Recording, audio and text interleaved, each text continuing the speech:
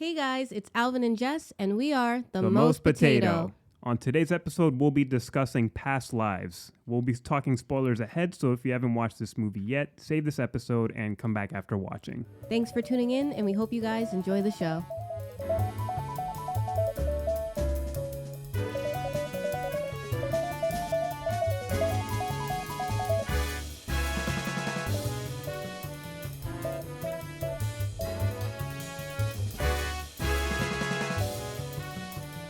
All right, welcome back to another installment of the Most Potato podcast. Ooh. We're coming back with another installment of our date night series for the month of February with another romance film, Past Lives. This one I've been wanting to watch for like a while. Like I wanted to see this one in theaters, and for whatever reason, we never made it to the theater for this one. Yeah. I feel like the winter, like around November, December, January, there was like a bunch of other movies we wanted to see first, and we just didn't have the time for this one. Yeah, I don't know. Because this one was getting buzzed, like a lot of buzz on the internet and stuff. Yeah, but I don't know. After a while, I wasn't too curious about watching this one. Yeah? Yeah, I don't know. Maybe a lot of things just fell off eventually. Because all they kept talking about was stupid Willy Wonka and The Color Purple, which I do want to see, but I'm glad it's on, what is it? HBO Max. Now, so I'll watch it, even though, like, wow, really? It just came out and you guys are putting only it on after streaming. a month, and it got dumped on streaming. But, I mean, that's the nature of how much, like, how little people went to go see it, because there wasn't, like, a big promotion push for it. Really? They kept throwing it in our face. Every time we go, there was a... They promoted it mad early, like super early in the year. Yeah. And then it was gone for a while, and then they pushed it again. And when that tends to happen, a lot of people are just like, oh, I feel like I've seen this already. So then they don't go. But yeah, no, I think we just got busy with a bunch of other movies, and then we're working full time, and we got class, and then we're in the thick of it already. Yeah. So, but I'm glad we got a chance to get around this one because we were able to watch this on Amazon Prime, and I actually really like this movie. I don't love it the way that I expected to love it, but this was a fun watch, and it was really interesting to watch a romance movie that doesn't have a lot of drama and like mess. Well, speak for yourself. This was so not messy. I was so bored. I mean, That's what I was saying. I was saying this doesn't have that. Yeah. That's what I was saying. Oh, I thought you were like, oh, it's refreshing and nice and I like it. And I'm just like... It was refreshing for the lack of drama and mess. Speak for yourself. There we go. That's why film is subjective. So I'm very curious to hear your thoughts on what was lacking for you. The mess. There's no mess. Like, even like, gosh, they just kept like kind of hinting at it. Like, I think that was the beauty of it. It was always the teasing of it and then never giving us that full satisfaction. It was like edging. I guess. That's what you're into. Yes. So this movie, Past Lives, is written and directed by Celine Song. And we have a small but very powerful cast with Greta Lee as the main character, Na Young, or Nora Moon. We have Teo Yu as Hae Sung and John Magaro as Arthur. And this story follows Nora and Hae Sung, two deeply connected childhood friends who are separated after Nora's family emigrates from South Korea. Decades later, they are reunited for one fateful week as they confront destiny, love, and the choices that make a life. It's essentially a story about the traditional, like, story of people that reunite with the one that got away, like, years ago. Yeah, and this very boring. Well, you're not mincing words. Sorry. Yes. Go ahead. What were you saying? So, I'm saying this is a story about the one that got away, and I don't feel like, I mean, there hasn't been like a lot of romance movies being pushed in theaters in general. Mm-hmm. I feel like all these mid-budget movies, they just end up going straight to streaming services. Yeah. So I'm not in the whole zeitgeist of what's big in like the romance genre. Same. Nowadays, I'm not, but I feel like early 2010s, those were big and you could find those in theaters. Like you would go to the movies to see them. So I grew up a lot on those type of movies. Same. So I don't know if it's different now because I see things on streaming like on Netflix where they make a lot of like, oh, that looks like crap, but I'll watch it anyway because, like it's a romance movie and maybe everybody's watching it or it's popular top 10 on Netflix or something like that. Mm-hmm. But I never have the interest to watch it because I feel like those type of movies don't hit for me the same way that they used to growing up watching them. There's like the rare few, like To All the Boys I've Loved. I think that was actually a decent... I loved watching that. Yeah. Well, the first one. Yeah, the first one. That was actually really well made. Who's that guy? And the third one, why'd you even bother? Kissing Booth movies. I know, right? Kissing Booth movies. Alvin loves those. I cannot stand. How is there 3 kissing booths? Because of the guy, I actor. Understand the tall girl movies. No, I don't understand. I don't understand Those how you can can understand jam. the tall girl movies. You just love roasting the shit out of it.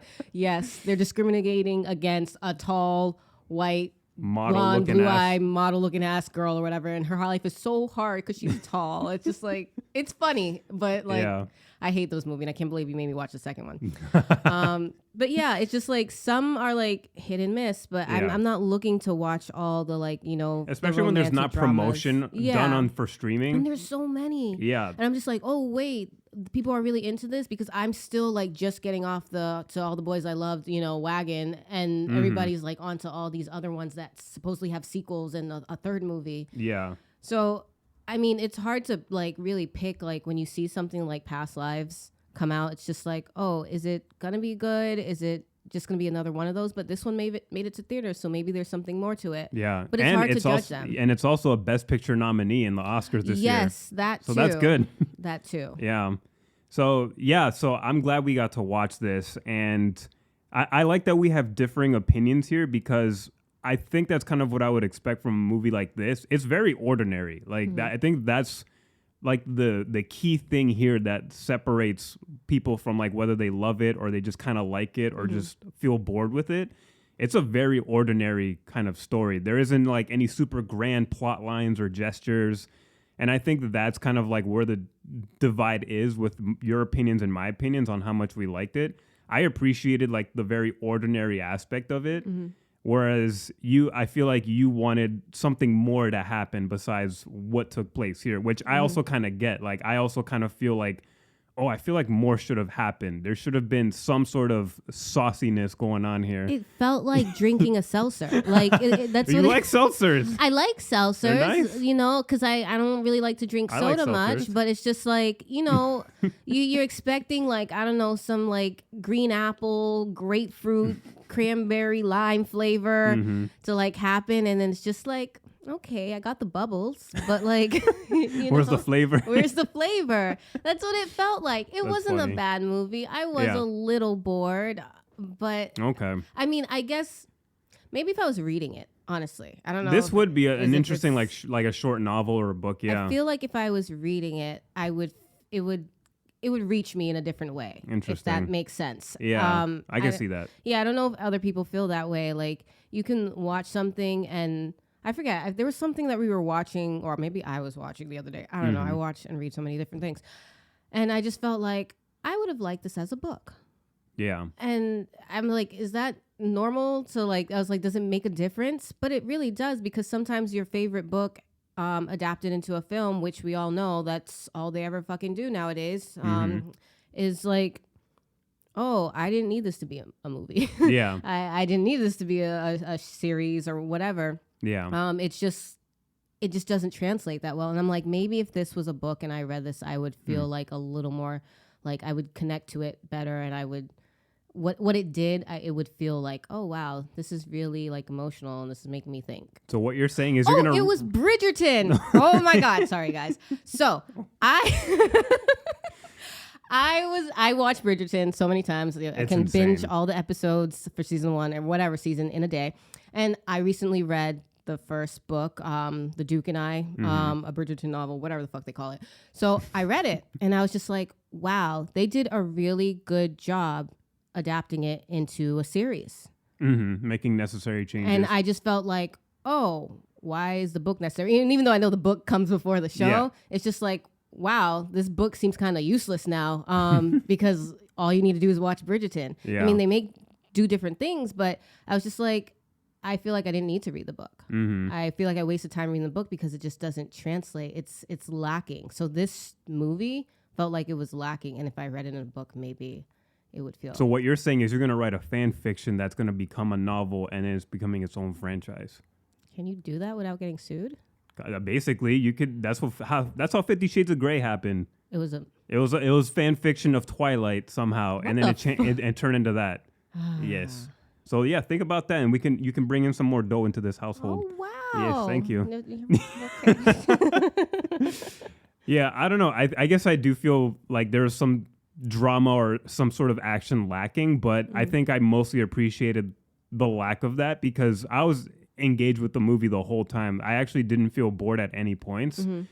And I think it's because I'm just fascinated with the concept of reconnecting with somebody that you once loved. Even if it was like a childhood sweetheart thing, it's like, I think it's more than just that in this story because we're dealing with people from South Korea. So it's kind of an immigration story. Yeah. So when Nora reconnects with her childhood love, Hae-sung, it's also like reconnecting with her roots and her culture again because she really only speaks to her mom like occasionally online or over the phone and then, reconnecting on holidays and stuff.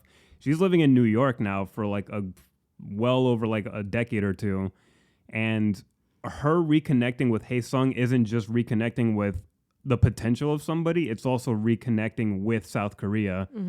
Because when in the scenes where they're reconnecting for the first time over Skype, they're on the computer for like hours. It goes from daytime to nighttime, and the way that they filmed it was like so perfect. Like it didn't feel like a waste of time, and it didn't drag at all. And I think that's what kept me engaged. Is wow, she's also like reconnecting with her culture and her homeland through this person, and it adds to what's already like very big and emotional for her, which is reconnecting with this person that.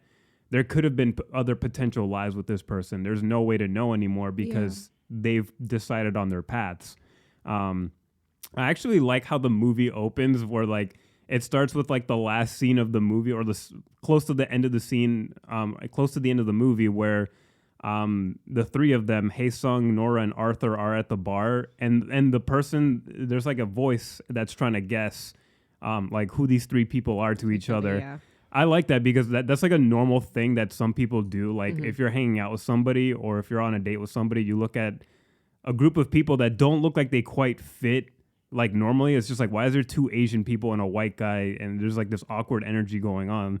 And it was really cool to like set the stage for what the theme of the movie is, which is like, there's so many different possibilities with these people that you have no idea what the connection is. It's only those people that know. So that was a really cool open. And then also starting off with Hae-sung and Nora as kids. I like seeing the play date. It was really cute to watch. And it's also like, it just made me think like, wow, like I just realized that's what kids on a date would look like. It's just two parents bringing their kids to play together. It's a play date. Yeah, it's a play date. It's like these two are like in like starting middle school or whatever. And like when you ask a girl out in 6th grade, it's really just, hey, Mom, can I hang out with Cindy and her mom at the playground? Because it's like, what do kids do on dates? They're not going to go to a movie together or go on some romantic dinner. Yeah. So that was really funny, but it was cute to watch. And I like that they actually were more like friends than anything else. There was at first I thought they were siblings because the energy was like the boy Hae-sung just looked so protective of her. Yeah. But it was also funny too because whenever she cried, he would just stand there and be like, "Why are you crying, girl?" like almost in a cold manner. But it's also like he knows how she reacts, and he's just like, "All right, I'm just gonna stand here until you're done crying, and then we can talk." So I like that they established the friendship aspect of this relationship because it's really mostly a friendship more than anything else. There's just like the potential of romance that never got like realized. Yeah. There's a scene in the playground where they're playing on this like statue of like these two faces that are like about to connect, but they never do. That there's like these hollow pieces, and I like that it was kind of like a symbolic foreshadowing of like these two kids never being together. Yeah. I don't know if you had noticed that, but no, now that you mention it, I definitely noticed. And yeah, all the pieces. There was like a significant amount of visual storytelling that I didn't think I was going to notice. But the camera kind of like demands you to like look at the environment around them. Yeah. But I feel like not a lot of people will notice that because they're focused on the characters and the conversation. So I like that they have like these little setups and these foreshadowings in the environment itself.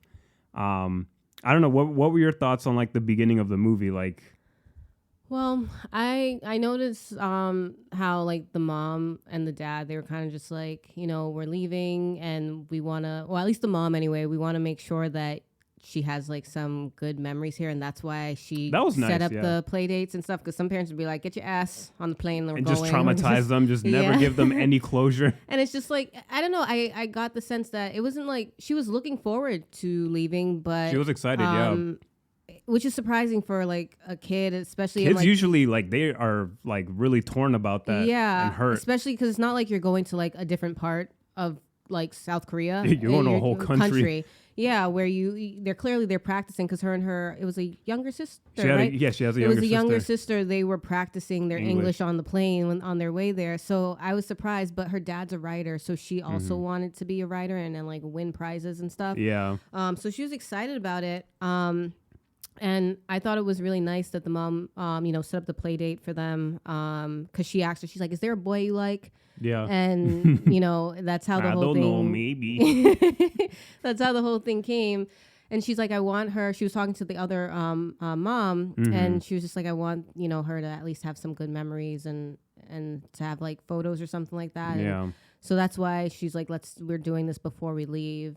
And now that you mentioned like how the statues were and stuff, because we were like laughing at the statues, like these things look so ugly and weird. But yeah, and how they were like missing like pieces. They never connected, and they were like missing pieces. Yeah. And the photo that she wanted to take was so that way they could have a memory of each other. And as you mentioned, it's like 12 years later where they reconnect on Skype, and it's over like photos or like postings on Facebook, so it's just like, oh yeah, I remember him. That's like how she kind of like, thinks about it, because he comments on one of her dad's things. So I was just like, the beginning of the movie is like really, really like sweet. And then it kind of just fast forwards. Yeah. And then it made me think about how like, wow, yeah, I have like childhood memories. And then like, I just fast forward until like someone brings it up or a picture shows up. Yeah. And then you think about it and it's like, oh, do I look into this, or it's in my past? So you don't miss your 12-year-old boyfriend.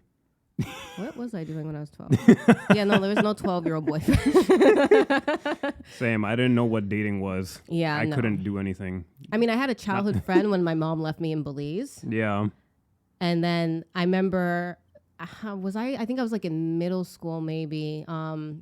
Yeah, I was like in middle school, and my grandmother, she's like, "Oh yeah, I have a letter from you, for you from this boy." Yeah, and then I was just like, "Wait, what?" And it was like a long letter, and it was like a photo and all this stuff, and I was just like, "That's cute." Yeah, and I was just like, I guess like I had a moment like that. I mean, I was in middle school, so I was just like, I was really young. I think I was like 5 or something, and it was just like, oh, it makes you like think like, oh, how are they doing? How are they doing? What are they up to? What are they doing? Because he wrote a whole letter, and that was thoughtful. Yeah, I was like, I never thought about not in me way this person. Yeah, it just didn't come across. Eventually I went home. Yeah, I went back home, and that's that. So that's how this also. Now that I think about it, it reminds me kind of something like that. Yeah, exactly. And that's what makes the story so relatable, because everybody has some kind of version of this story. It doesn't have to be the exact same, but it just makes you think of like your history. That is just like, wow, like I didn't think about this before. Like, how are these people doing? Yeah.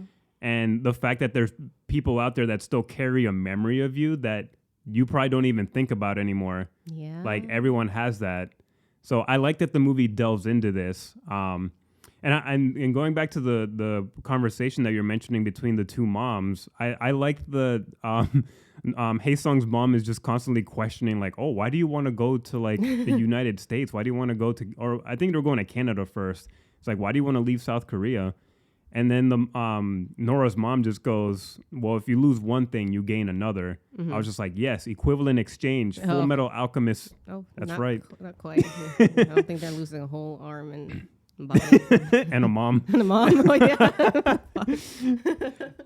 But I like that the mom just like established that philosophy. So I feel like Nora just like also believes in that. She's like one of the few characters we see in cinema that's like so confident in her decisions. She never seems to be affected by going after what she wants, even if it means leaving something else behind. She's pretty comfortable with like change, whereas Hae-sung is very comfortable being rooted in where he is. Yeah. And I think that's like the main friction that that affects them when they reconnect, because eventually they try to make plans to reunite, but they struggle to figure out, okay, do you come to New York or do I come to South Korea? they can never like plan that out.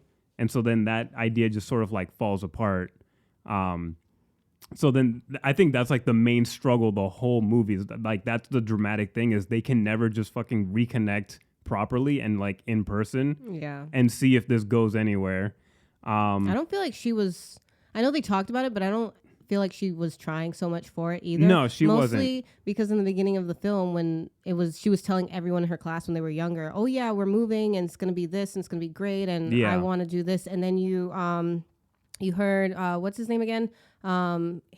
Haesung, yeah. Haesung, you hear him, you see him watching her and like listening to her conversation. He's clearly hurt because she's just like, she's so excited and happy and doesn't care. She's like, yeah, we're going to go and it's going to be great and all that stuff. And you have this friend here or this boy you like, whatever he is to you. And it's like, I mean, it's probably because she's just a kid, but it's like she doesn't even think twice about it. And he clearly has like deeper feelings for her, you know, in their friendship. It means something to him and he's sad to lose it. So that split, like right before it jumps to like 12 years later. When they're walking away. When they're walking away and their paths split. Like, you see how they did I wanted, that? I wanted to get so to that there's part. like some stairs and their paths split. And it looks like it's just going to be like, see you tomorrow at school. Yeah. But this is goodbye. It's just goodbye. And he's just like, bye. You know, and I was going to ask, is he a dickhead for the way he kind of acted with her? He was like, they didn't talk at all for the entire walk because he was upset about her being excited and being like, yeah, I can't wait to leave South Korea. And then the only thing that he says is, hey, bye. And like kind of like a stoic kind of manner. There's no like huge embrace, no hug or anything. Yes and no. I don't know if I can call this child a dick. Because it's just a kid. Yeah, and when they get hurt, they don't know how to process things. Yeah, he's clearly hurt. But then you can also call Nora a dick because she's the way that she was like boastful about. Yeah, and she's not even taking in consideration their friendship. There's like a whole relationship, and it could just be because they're kids. Maybe if they were like a little bit older, like maybe high school. Then you could just be like, oh, okay, he was probably a dick for that. Even then, you know, kids at that age, but it's just like, she's just so excited, not taking into consideration the relationship. And then he's just upset and too bummed to like bring it up and talk about it. He'd rather just be upset. Yeah. So they're both wrong in that situation. And then that's it. And that's usually how I guess you could say friendships go with like young kids. Like, you know, every year or semester or whatever it is, you might have a new best friend. And that's just how it goes until you guys finally leave grade school, or maybe you guys aren't going to the same high school, whatever it is. So I felt bad for him, and I was a little more annoyed with her. Because I was just like, I wish he would just say something, even if they fought and they left things like that way where they were like both upset. Just resolve something, or just not even resolve it, just get what you have to say out, get some emotion out. Get someone, either one of them needs to be confused about, well, why did this person react this way, or why, you know? But there was nothing, and it was just like, it was just left out there. Yeah. You know? And then they just went their separate ways. And I was really sad about it, but I was just like, I understand it and I hate it, but, you know, it happens. I like how that was filmed, too. That was another visual thing where you see Nora walking up some steep-ass stairs, and then Haesung is going down like a slightly angled pathway, but it's kind of plateaued. Yeah. It almost looks like Nora's going up to do big and great things, and then Haesung is just going to stay home. Yeah. That's what it looked like to me. Ain't nothing wrong with that. Yeah. No, exactly. But that visual shot just looks so striking. Yeah. Yeah, so that's kind of like the inciting incident of why they don't reconnect for years later, especially since Nora changes her name from her Korean name to an American name to Nora. Yeah. So then that's why they don't reconnect. So they reconnect 12 years later. It turns out they can't meet together, and Nora actually wants to take a break of being friends. It's almost like they were being like, oh, let's take a break on this relationship. Yeah. I'm like, you guys weren't dating. But you could tell that there was like a romance brewing there still. And it just felt like they were kind of in a relationship, but not really, because they would just check in with each other every morning. They had like a whole routine. And then Haesung started getting busier. So then Nora kind of took that personal a little bit. The audacity. She got on my nerves. I didn't like this character at all. Really? I didn't like Nora. Not at all? No, not like I found faults with her, but I still liked her, and I liked Haesung overall. I didn't dislike her at all. I was a little indifferent to Haesung. I was rooting for him, but I was also indifferent because I was just like, y'all ain't about nothing. And she just got on my nerves. I was frustrated with her to the point where I was just like, you know what? I just don't really. Mm-hmm. I guess I don't know what she doesn't know what she's doing. So I guess I just don't like her because she doesn't know what she's doing. And it's normal and it's fine. But I was just like, she's getting on my nerves, especially when she was like, oh yeah, I think we should take a break. I'm like, a break from what? From being like, friends? Why? Like what? Yeah. I was like, why? Like what the hell? You guys are just Skyping. Yes, there's a time difference and stuff, but you guys could also, I don't know what Facebook iMessage was a thing then too, or whatever the year was. I think the main issue. Or emails. Damn. Yeah. I mean, I kind of get where she was coming from because she felt like she was getting distracted from her work because she was kind of hoping that there'd be a potential start of a relationship because they were planning to see each other physically and it was just getting too difficult and she was getting frustrated with that. So she was just like, I think I need to just take a pause on this and focus on my work. You focus on what you need to do in China because he was going to travel there to do some language study. And then we'll just go from there. See, like, we'll figure out when we check in. 12 years later? They said they were going to wait a year. I think she said a year, and then it became another 12 years. I was like, what the fuck? I was like, okay, I guess. What is the significance of the number 12? It's just like, it's perfectly 12 years apart each time they separate. It's so funny. I don't know. Yeah, it's just, yeah. So the next time they reconnect, it's another 12 years later. And that's when they're finally able to, like, see each other. So Hae-sung comes to New York. But during that time period, during those 12 years, Nora finds a boyfriend who then she marries with Arthur. A white man. A white man. Yes. It was funny. I really liked their first interaction when they were at the writer workshop place at that cabin. She was low-key spitting some fire game when she brought up the concept of in-yun. Yes. She was bringing up this Korean concept of in-yun, which means providence or fate, which is kind of like destiny. And how she was explaining how if two strangers walk by and their clothes brush past each other, there must have been something between them in their past lives. Like, it sounds very exaggerated, but that's like a cultural thing that she brings up. And then he goes, wait, is that real? And then she just goes, nah, that's just something that Koreans say to seduce people. And I was just like, okay, that was a pretty fire bar. Yes. She was just spitting game right then and there. And then that's when their relationship forms. So 12 years later, now they're married, and I think he's the one with the successful writing career. She's still trying to take off, I think. Yeah. Because every time that Hae-sung and Nora reconnect, he's always asking, oh, like, what award are you going for? At first she goes, oh, I think she mentions like Nobel Prize. And then the next 12 years she goes, oh, I want the Pulitzer Prize. And then when they finally reconnect in person, he asks again, and she just goes, I'm not really thinking about awards right now. It's like interesting to see how she's ambitious with her work, but at the same time, she changes minds about like goals and like opportunities. And Hae-sung.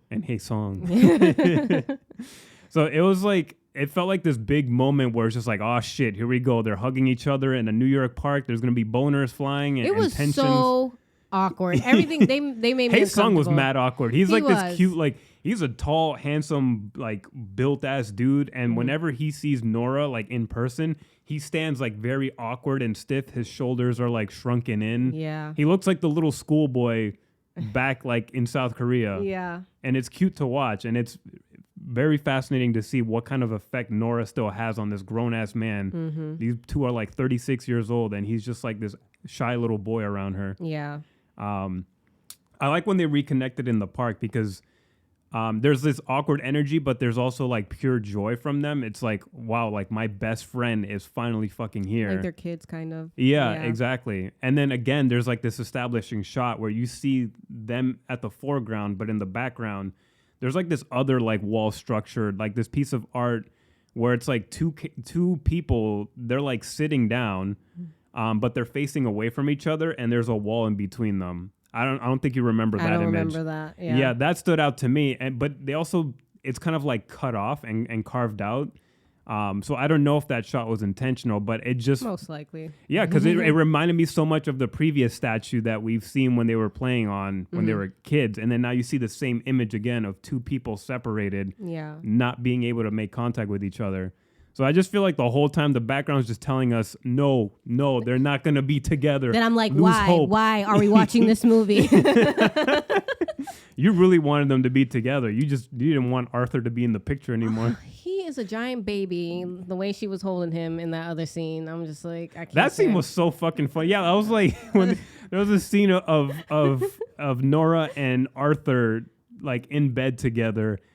And the first thing I saw was like these legs just like perpendicular up on her legs, and then like these koala-looking arms around her. No, basically he looked like a koala around her. Yeah, I was like, why is he just like all up on her? Like holding a baby on your hips or something like that, but just laying down. That's what it looked like. And I was so confused that when I finally looked back, because I wasn't paying attention for a it looked like he was climbing a tree. Yeah, and I was just like, wait, what? And then they were talking about Hey Sung, right? Yeah. So it just made him seem even more like a baby. Like I was just yeah, I don't know. There was something like about his character that was he was too in the background.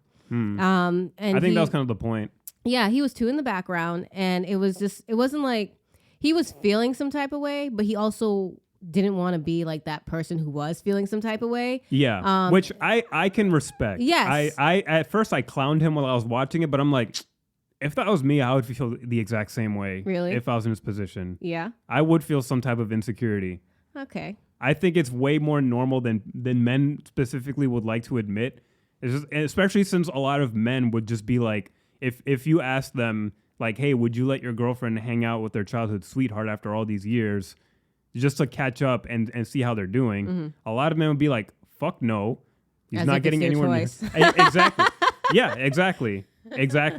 So, but even like people who are secure, like Arthur seems fairly secure in the relationship just until like the Hey Sung thing gets brought up. Or until he's just like, oh, I thought you only married me for your green card. I was like...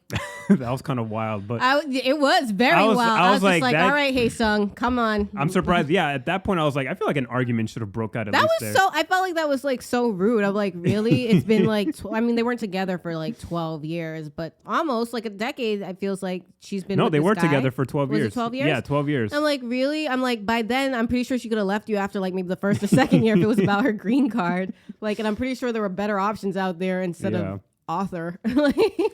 I think it's because they have the type of relationship where they can come to each other when they feel like a serious issue and they won't immediately judge each other or jump into a fight. Yeah. That seems like the kind of bond that they have. So I feel like that's why he felt like bringing that up. Yeah. Because they knew it wouldn't really be a fight. It would just be a matter of Nora clarifying and reassuring whether or not that's true. Yeah. But yeah, typically that would probably end up in like a big argument. It's like, what the fuck you mean I want you for your green card? I know, and I'm just like 12 years later, like come on. But aside from that, I just felt like he was too in the background to me. So he kind of was just like, he's like a mosquito. He's getting on my nerves. He kind of, he plays like a fly in the wall type of role. Yeah. And he always sat like how Milo, sometimes Milo sits in a corner and hangs his head. Like his life is so hard and difficult. For our audience, Milo is our dog. Yes. And I'm just like, what are you stressing about? Why is your head so low, sir? And he's just like there. There's just shots of him where he's just like, I'm like, this is awkward. I'm just like, it's not like she's hiding anything. Like they're walking through the door. Yeah. You know, she's like, I'm going to go see him. Oh yeah, we're here. We're going to meet up and do this or whatever. Like they ain't out, thanging or anything like that, So it was just like really annoying. And I can understand like, yeah, he's a little insecure. That's normal. Yeah. But it was just like really annoying to like see him mope in these shots where I just feel like he didn't need to. Yeah. And I don't know. I felt like he was like thinking like, Hey Sung was just gonna like, I don't know, jump off the boat and be like, come on, Nora, let me clap take you her back cheeks in front of him. Or that. I was gonna say just take her back to Korea, but and it was just like he was like annoying to me. And I was just like, either you just like, I mean, he was saying like how he kind of felt, but not really. I felt like it was how he was saying things that showed what he was actually feeling. And I was just like, either just say it or just like let them hang out. He's gonna go back home. He's not gonna stay here. He can't marry her for his green card. So it's just like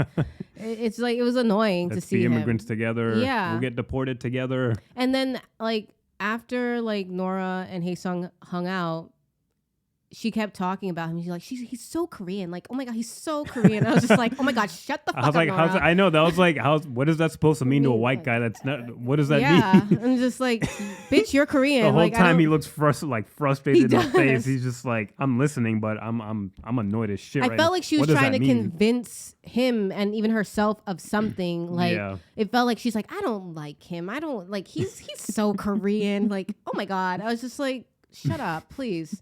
Just shut up. I think she was more getting culture shock because that could have easily been her if she had stayed in South Korea. Which nothing wrong with it. You're from. I don't think she's saying that there was anything wrong with it. I think she was just sort of like taken aback. Like, wow, I know I was reconnecting with somebody from South Korea, but wow, I forgot how much of a difference it is to be American or like Korean. And I think she was kind of processing the fact that she doesn't have a lot of those attributes with the way that he acts. And it's almost like that was like missing from her, or she left that behind. Yeah. So I think in a way she was kind of reflecting on like how she could have been if she stayed in South Korea. That's why she kept saying, damn, he's so Korean. It just felt like a shocking observation to her, even though she knew what to expect. Like reconnecting with someone who's never stepped on like U.S. soil before.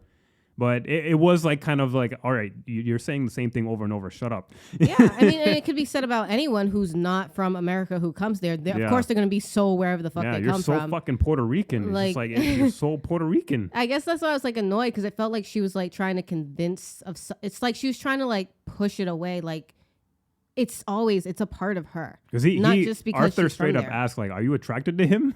I'm like, yes, we are. Yes, we are, sir. Is that a problem? It's like, yeah. She goes, I don't think so. Yeah.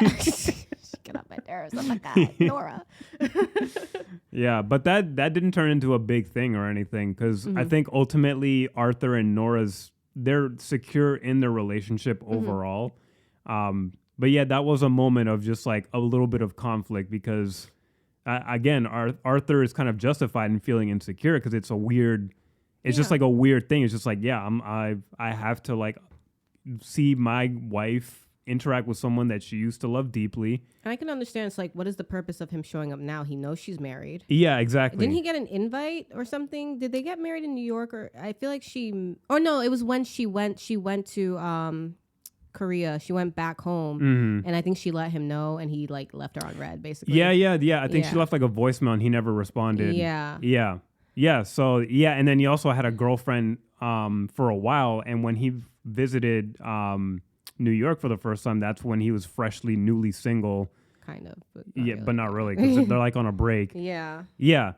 So there's that as well. So yeah, there's like obviously like a bit of tension, but we see ultimately there was never the threat of this marriage being like tormented or anything. Yeah, so that was really but it was also refreshing to see a male character as flawed as this person is. It's realistic too. Like, people are flawed. Usually the male like character who's like the boyfriend, they're typically like playing the role of like the villain. They're usually like the boyfriend that's kind of shitty, that the main character is supposed to leave for like the new guy that comes. That's kind of like the trope that they were teasing at, but they never deliver on that, because Arthur is genuinely a good guy overall. Y'all should have seen that face that Jess made just now. Just she smelled rankness just now. He's not a bad guy. He's just annoying. He's an annoying character. He's not charismatic, is what I'll say. He's not like a charismatic guy from our perspective, because we are kind of conditioned to be like, we want Hae-sung to be with this woman. No, he's not even doing. There's not much to Hae-sung either. I think I was just really annoyed with Arthur. It was just he was an annoying character, and based off of how like long the movie was, or short, however short it was, we were already a good chunk in. I was like, there's no way she's getting with Hae-sung at this point. Like, if they did that, I'd be talking about something else. I was annoyed with how they rushed that. There was no build up to that. There was just the 12 years after she left Korea. They had that relationship over Skype. That's all they had, basically. Then that fell off. And 12 years later, like, they kept touch, but not really between that. After that, to the point where she has a whole nother life, and I'm just like, there's no way that she's just gonna leave her husband. I mean, it's possible, but there's no way she's gonna leave her husband.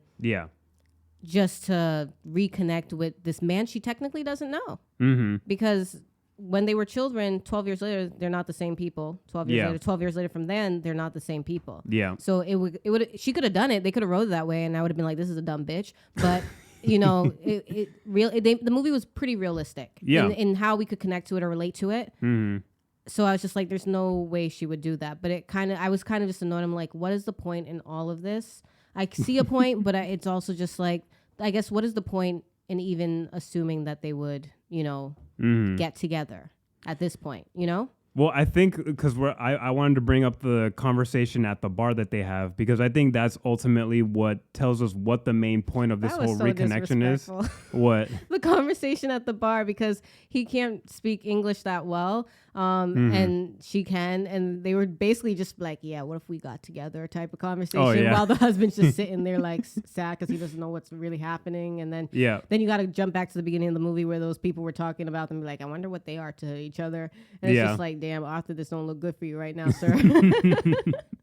Yeah, no, because I wanted to get to that point because, I mean, at that point, Arthur and Hae-sung have a good rapport with each other when they first welcome him into their home. Yeah. I like that there was like that initial awkwardness with Arthur, but then he extends a welcome trying to speak Korean with him, which is really cool, and it's really welcoming, and he's trying to genuinely be like welcoming. It's like, are you hungry? Do you want food? And then they go, let's get pasta. I thought they were going to make dinner or some shit, but it's just like typical New Yorkers just living in apartments. Just like, yeah, you don't feel like cooking. I get it, because we be like that too.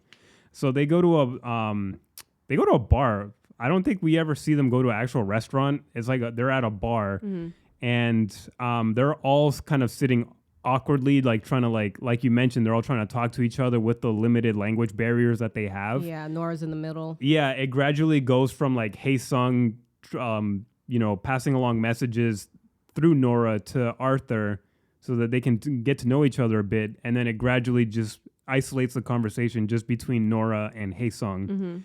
And the camera starts just focusing on them. There's like a couple times where it cuts to Arthur and he just looks kind of upset and like hurt low key. It's like, oh shit, here we go. This is the part where he steals her away from me in Korean. But yeah, then the conversation just starts evolving into basically Hae-sung just ultimately wanting to talk about, how he felt about all these years of wondering what him and Nora could have been if she stayed back in South Korea. It was almost like he didn't want to say like, oh, I love you, I want you to be with me. It was more like he wanted to confess that he was feeling all these feelings of like confusion and like lament and just wonder, and trying to get some sort of confirmation from her about if she felt the same way about, have you wondered about me all these years and what we could have been? So it was like a really heartfelt conversation. It didn't once feel like he was trying to win her away from Arthur. It just felt more like he was looking for closure. He wanted to get some closure on like, okay, like, we're reconnecting now. What does this mean? Because clearly there was more than just friendship for the time that we've known each other. Like, I just want to know, could there ever be possibilities with us? And it's also just like getting closure on the friendship. He wants to know where they stand in the relationship. Like, are we strictly going to be friends? Is there going to be a time in the future where we're going to be together? Like, this poor guy, you waited 12 years and a plane ticket over to this country just to have some pasta and be told, yeah, no. It's just, and Nora's very confident with her answers. I don't think she ever once wavers or feels confused or feels stuck on a question that he asks. She always asks, like, answers confidently, like, oh, like, I don't think this would have ever really happened, or it's just like, there's really no point in really wondering because I know where I'm going, and you should. Which the way that I'm wording it sounds cold, but the way that she delivered it, I think, sounded nice. I don't know, but they also are speaking Korean, so I can't pick up on like the nuances of what that sounds like. But that's essentially what the conversation was. I just hate that like this character like really kind of like wasted much of his life like wondering about her. I mean, he went to school, he dated, maybe he has this girlfriend he's on a break with. I'm pretty sure he's gonna go right back to Korea and be like, break off. you know, but it's just like, it's sad because I feel like a lot of people, they do that, you know, and they really need like this sort of closure. But I'm just like, this whole person, they have a whole life, they married or kids, or they're somewhere else completely different in the world doing their thing. Yeah. And it's just like, you've just been sitting here kind of wondering, or, you know, and that's why I was just like, what is the point now at this point? You know, the closure, it could have came sooner. But you really were wondering this whole time, even knowing that she was married, and you still had to get like that closure. And like you said, it didn't feel like he was really trying to like come in and, you know, and steal her or something, who'd be a homewrecker or whatever. It didn't. It didn't feel like that. It really felt like they felt like kids, kind of, and it felt like in the beginning of the movie where she's just like, I'm going to America. It's going to be great. All this great stuff is going to happen. And it feels like now it's 24 years later and she's just like, I'm Nora. I'm here. This is Nora. My life. And, you know, everything is great. And the way it should be for me, not too worried about him. Yeah. And not in a bad way. It's just like, that's just the way it is. That was their past life. Yeah. Kind of. Yeah. You know, and it's not like he was just like, yeah, do you think there's a chance? It's not like she's like, well, maybe in the next life. She's just like, no, this is where I am now. This is me. Yeah. This is my life. Yeah. You know? And I think, because they circle back to that conversation again when they do their final goodbyes, when Hae-sung and Nora are waiting for his cab because it's his last night in America. And there was like the most tension that I felt in the movie was when they were waiting for that damn cab, because they're just looking at each other and it's like the longest stare ever. And it feels like super romantic. It feels like a moment where they're just about to be like, fuck it, kiss, fuck in the middle of the street. Like that was like the tension that I felt. And especially because their body language went from like being side to side to each other to just straight up facing each other. Like it looked like a fucking wrestling match was about to happen. Oh, wow. But it also looked like they were just seeing each other. They were looking into each other and being like, wow, I think this is going to be like our final moment together. And they were just taking each other in before they go their separate ways for like the last time. She's like, damn, I could have had me a Hae-sung. Yeah, because when the cab comes and he's loading up his stuff, he turns and he basically asks, what if this moment right now is a past life and we're together in the next life? Like that's his final ask for reassurance of, are they going to be able to be together? And Nora just goes, I don't know. Like she simply just says, I don't know, with like a smile on her face. And again, I'm making it sound like she's being like a cold bitch right now, but she's not.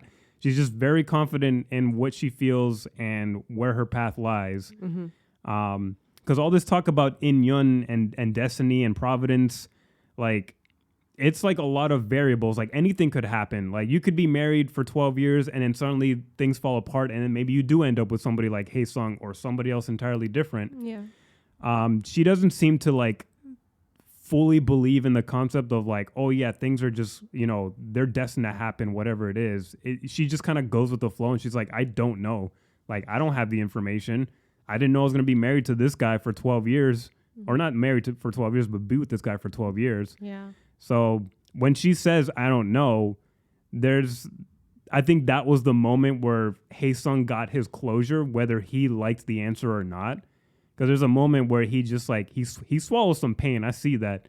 And then he just goes, all right, I'll see you then. And then that's when they go their separate ways. And then you see like this tracking shot of Nora walking on the sidewalk. And it's like it's far out. You don't clearly see her face, but I kind of noticed her face kind of like starting to like tear down, and went from like a simple just like casual face to like you see her frowning, and then you see her like face welling up. Yeah. And then she ultimately just crumbles when she hugs Arthur and he holds her in his arms and she's just sobbing. And I really like that last scene because I think that really established what the point of the story is to say their final goodbyes to each other and not have this lingering thing hanging. Because as much as Nora was confident in her path forward, she also had some lingering thoughts like maybe something could happen. But that moment where they said like, we have no idea what will happen and we just have to leave it at that. That I really like that moment. I liked, and it was like a sweet shot to see like her husband just like embracing her and just holding her, because it made me reflect back to when she cried in front of Hae-sung as a kid and he just didn't know what to do with her. He just stood there like he stood there with his basketball like, I'm just waiting for this to pass. It's like a storm passing. So I feel like that just establishes that Nora is supposed to be with Arthur instead. But he was a child. Hae-sung was a child. What child That's knows true. what to do? He's just like, why is this girl crying? I know the ultimate test should have been for Hae-sung to see her cry as an adult and see if he still stands there like an awkward baby. I mean, that could have been, that could have been very telling. If that happened, if she cried before he left, and they had, she gave him that answer, and then they kind of just stood there a little bit longer, and then she started crying, and then his taxi came.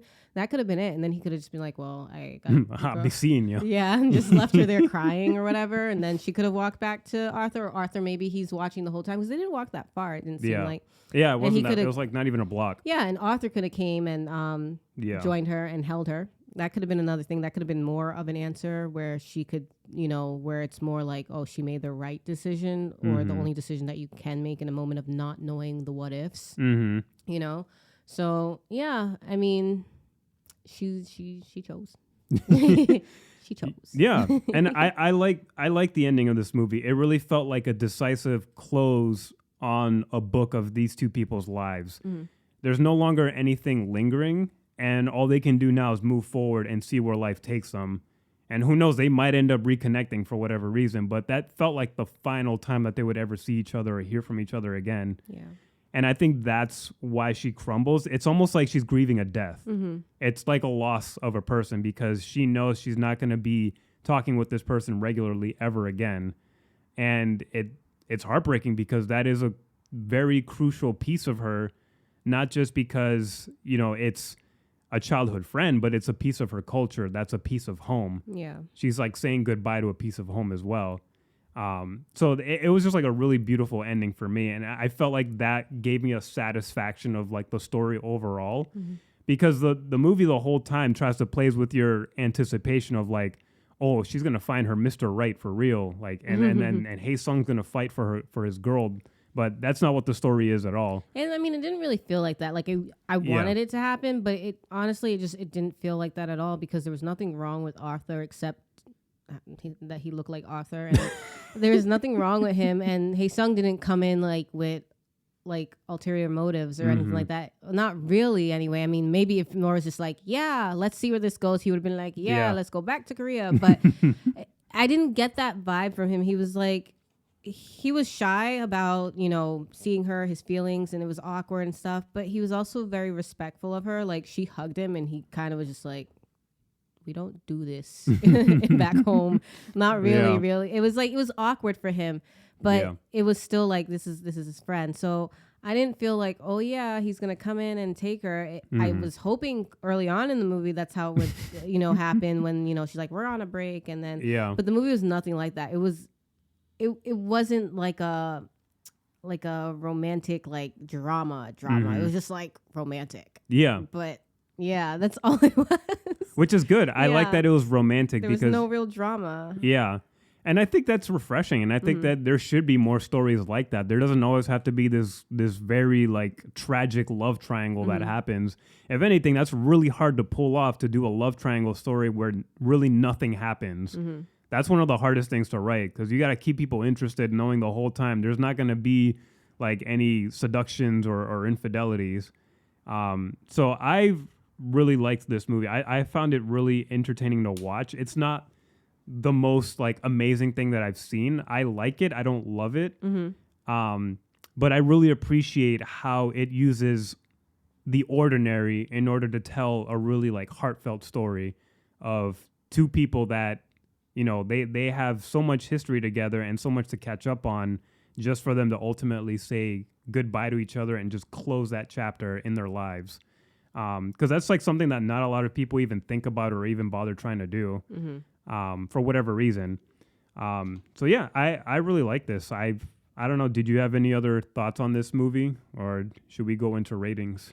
We can go into ratings. Okay. Yeah. So how are you feeling about this? What's on your potato scale? Well, It's an F.